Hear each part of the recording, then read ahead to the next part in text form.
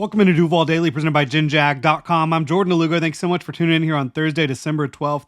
Right now, we are taking a look at the Draft Network's latest 7-round mock draft for your Jacksonville Jaguars. All 7 rounds. Justin Melo did this, and Justin Melo does a tremendous job at the Draft Network. He also covers the Tennessee Titans. So, obviously, an interesting week for him, writing about a Jaguars 7-round mock draft after what happened this past weekend. But Melo does a great job, and he sent me this 7-round mock, and he's excited about it. And so we're going to talk about it here. Because, after all, it is future season. Whether you're talking about free agency, the draft, both. The Jaguars are dead in the water right now. They're 3-10. They're not making the playoffs. They're not sniffing the playoffs. It's all about the future right now. And when it comes to game day, it's all about watching the young guys for the future. So, getting into this mock draft, again, Justin Melo, I will link it in the description below, the Draft Network. So, at number 5 overall, Justin Melo has the Jaguars taking Will Johnson, the cornerback out of Michigan. We've talked about him, but here's what Melo has to say about it. A lackluster passing defense has arguably been the most glaring weakness on the Jaguars this season. They're currently allowing a second worst 263.5 passing yards per contest, and they rank dead last in the category before week 14. Finding a long-term starter opposite Tyson Campbell at boundary corner is a must this offseason. Michigan cornerback Will Johnson officially declared for the draft earlier this week. He's the best pure corner in this class as an elite talent worthy of a top 5 selection. Johnson's blend of size with rare athleticism and I think this would be an absolutely fine pick for the Jacksonville Jaguars, a good pick for the Jacksonville Jaguars, depending on what happens on the board ahead of this spot. Obviously, I'm not privy to that, I guess. Yeah, there's no discussion about what happens picks 1 through 4. So that would obviously impact my thoughts a little bit. Will Johnson is top 5 on my board. Absolutely.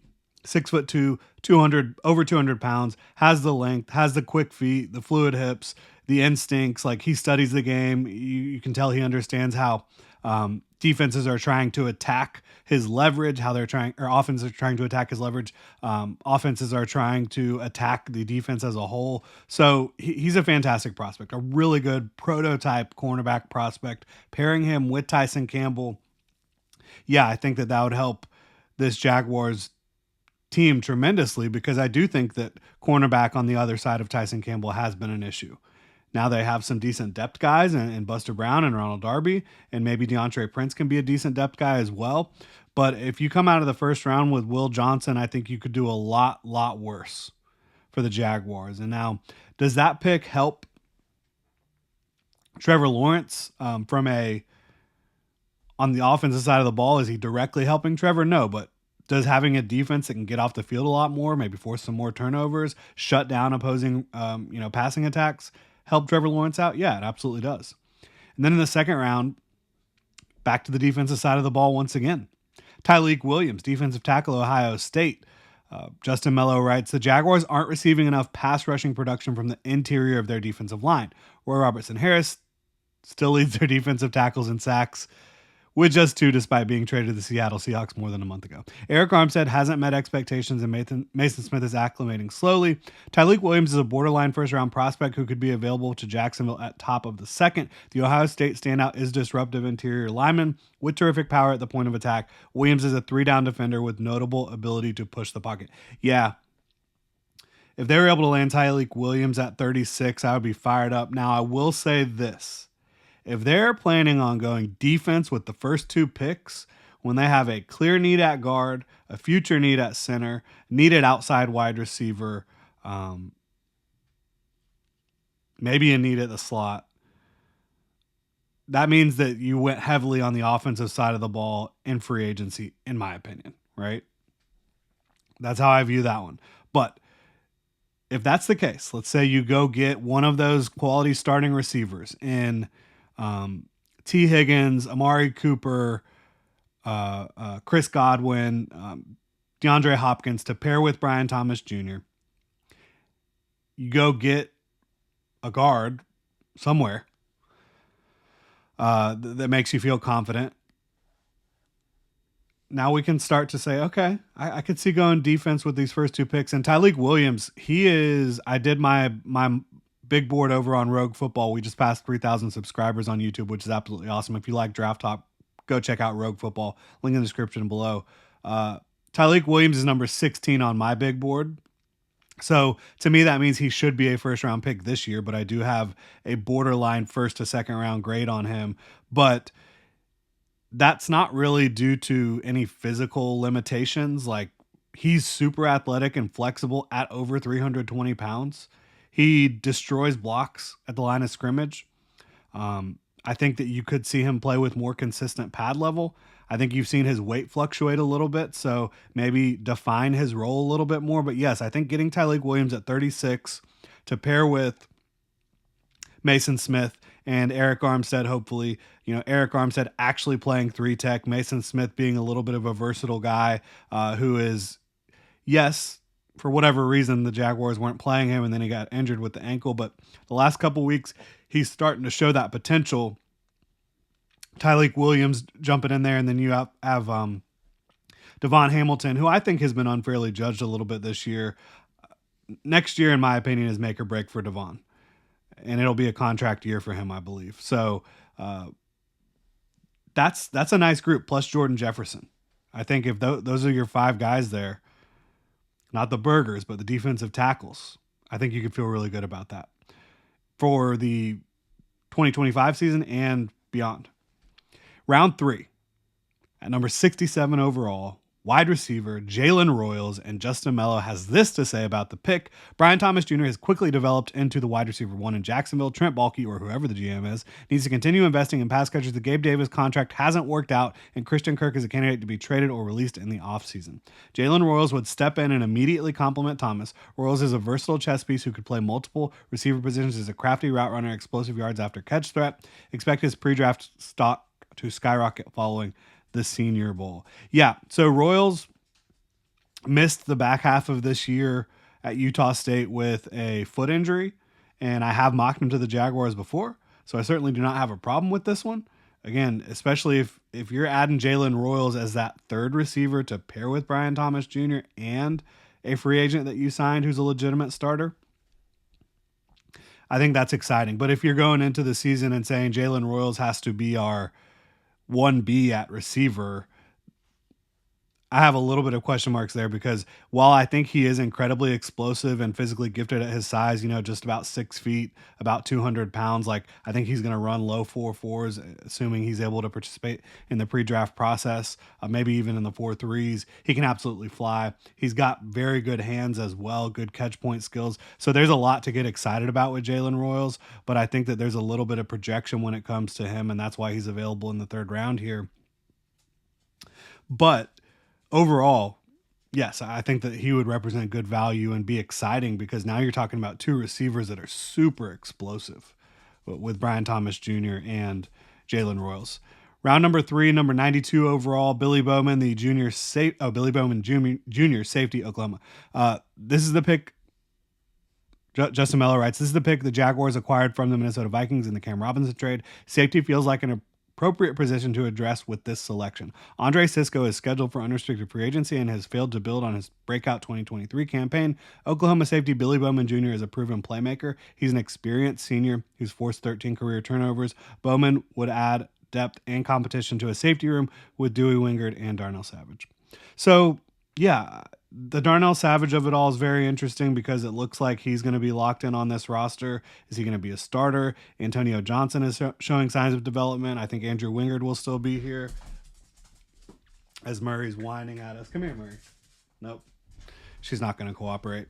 I haven't watched Billy Bowman yet. I need to get eyes on him. But yeah, I think safety, for me, I would like it if the Jaguars signed one of the safeties we've talked about. If Buda Baker hits free agency, I think Javon Holland likely will hit free agency. You've got Justin Reed. Andre Sisco could still come back, although that's feeling unlikely, but you never know. I would still be fine with bringing him back. But yeah, a safety at this point in the draft could certainly make sense for the Jaguars. Round 4, we have Chase Lunt, the interior offensive lineman, Connecticut. Veteran right guard Brandon Sheriff is slated for free agency after restructuring his contract and may not return. Sheriff is still playing at a starting caliber level, but the Jaguars may possess interest in getting younger and cheaper at right guard. There are no viable in-house solutions. Chase Lunt is playing tackle at UConn, but projects inside at the next level. Lunt is a long and rangy lineman who thrives in space. He's a force multiplier in the run game. Another player who I do not have eyes on yet that I need to watch. I have heard about both of these guys. I've heard good things. Obviously, with Billy Bowman being a safety, forcing 13 career turnovers, that is a big deal. Chase Lunt, need to get eyes on him. But I think the idea of if Brandon Sheriff is gone and Chase Lunt is your plan to come in at guard and start right away, that's probably a little bit worrisome because 2025 needs to be a year in which the Jaguars hit the ground running. But again, I haven't watched him, so need to get eyes on him. But I think that interior offensive lineman in this area makes sense. But I would like to see the Jaguars have either addressed it in free agency or addressed it earlier than this, quite frankly. Round 4, number 129 overall, Jared Ivey, edge Ole Miss. Josh Hines Allen and Trayvon Walker are playing effectively at edge for the Jaguars this season, writes Melo. They've combined for an impactful 15.5 sacks. The depth behind them could be addressed via a day 3 selection. Ole Miss Jared Ivey possesses terrific size, length, and general measurables. The Swanee, Georgia native has accumulated 7 sacks for the Rebels this season. Ivy would be a nice rotational piece in Ryan Nielsen's defense. Yeah, who knows if Ryan Nielsen will be in Jacksonville next year. It seems probably unlikely. Probably. But Jared Ivey, I'm on board with, absolutely. I think that I've mocked him to the Jaguars several times here. I think even at this spot or earlier, because I think he's like 6'5", 275, 280 pounds. Good blend of size, length, and athleticism. He's strong. I think he could be a very good complement to what you have in Josh Hines Allen and Trayvon Walker. And the Jaguars have lacked a true third edge rusher for a long time. He could represent that potentially. And I've already said this as well. I would like the Jaguars to sign a veteran DPR. That's just where I stand on that. And the Jags are going to have plenty of cap space to do all these things I'm talking about. Round 5, number 144 overall, Carson Vinson, offensive tackle, Alabama A&M, another player that I have not watched. Balky recently signed offensive tackle Walker Little to a multi-year extension, writes Melo. That locks in Little and Anton Harrison as the starters for the foreseeable future. Drafting a versatile swing tackle to compete with Javon Foster should garner consideration.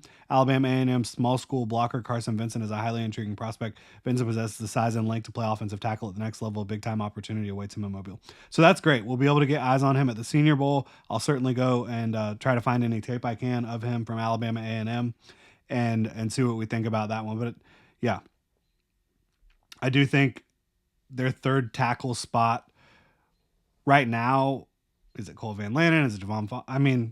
Projecting forward, yeah, I think they could use some competition there at this point. Round 6, number 182 overall, Olu, we'll say, because I don't know how to say his full name. Oladejo.